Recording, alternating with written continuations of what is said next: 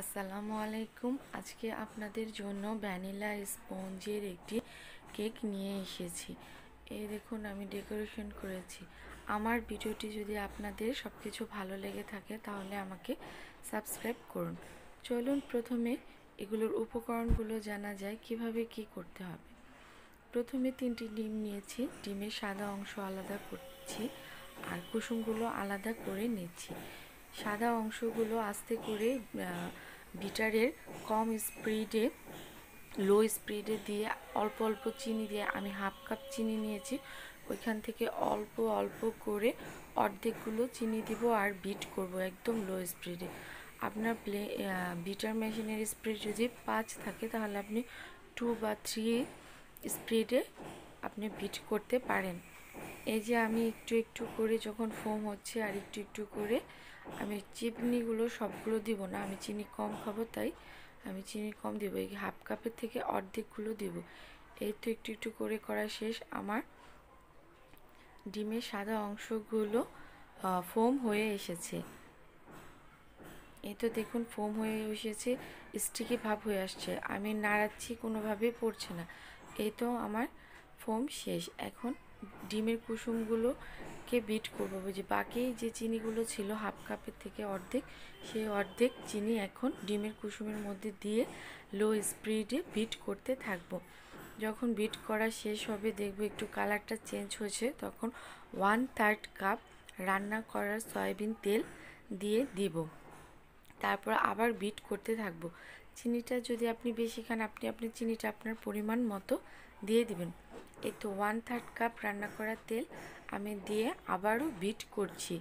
Bit করতে করতে দেখবেন কালারটা একদম সাদা ফোমি ভাব হয়ে আসছে, তখন একটি ছাঁকনি দিয়ে হাফ কাপ ময়দা নিয়ে নেবেন। ময়দাটা ভালো করে চেলে নিতে হবে।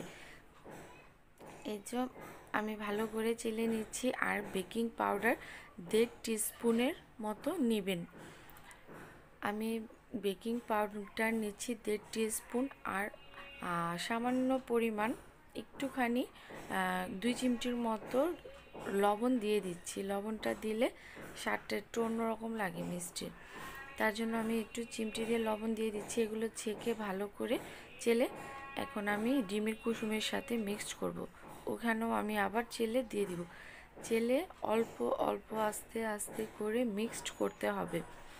যদি আপনার বেটারটি বেশি স্টিকি মানে অনেক বেশি শক্ত লাগছে, যে নরম হচ্ছে না, তখন আপনি অল্প পরিমাণ 2 স্পুনের মতো দুধ, কুসুম গরম দুধ দিয়ে দিতে পারেন।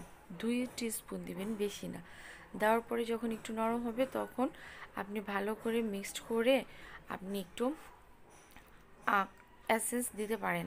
আমি ভ্যানিলা এসেন্স দিইনি, আমার ভ্যানিলা এসেন্সটা ভালো লাগে না, তো আমি আজকে লেমন এসেন্স দিয়েছি। আমি লেমন এসেন্স দিয়ে দিয়েছি হাফ টিস্পুনের মতো। লেমন টিস্পুন দেওয়ার পর মিক্সড করে ডিমের যে সাদা ফোম অংশটুকু আমি রেখে দিয়েছি, এগুলো অল্প অল্প করে নিয়ে আপনি হ্যান্ড বিটার দিয়ে আস্তে আস্তে ফোমি ভাবটা যেন নষ্ট না হয় সুন্দর করে রাখতে হবে। আমি যেই বাটিতে কেকটি করতে দিব সেই বাটিতে একটু তেল ব্রাশ করে নিচ্ছি।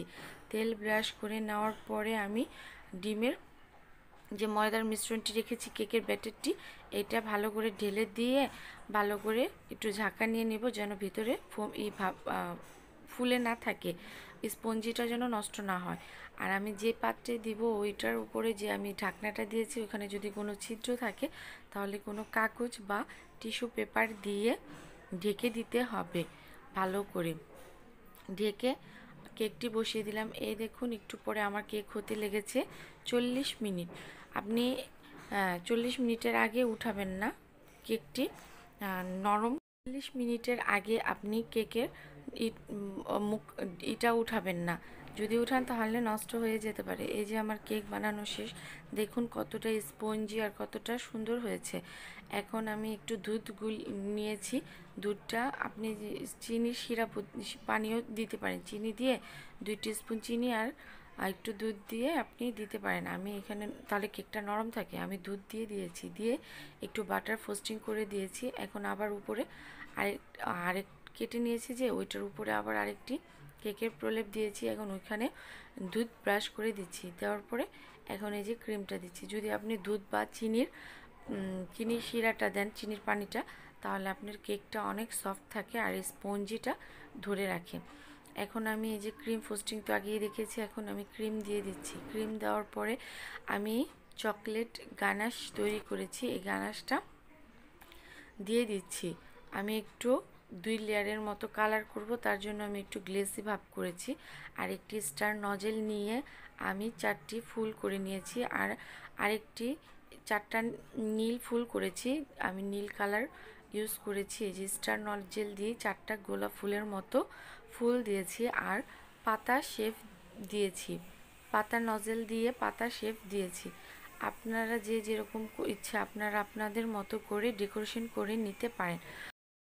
ডেকোরেশনটা যে যার মতো করে ইচ্ছা মতো ডেকোরেশন করে নিতে পারেন। আমার রান্নাগুলো যদি আপনাদের ভালো লেগে থাকে তাহলে আমাকে সাবস্ক্রাইব করুন। আমি কেকটা একজনকে গিফট করব, তার জন্য আমি কেটে দেখাতে পারছি না। ধন্যবাদ।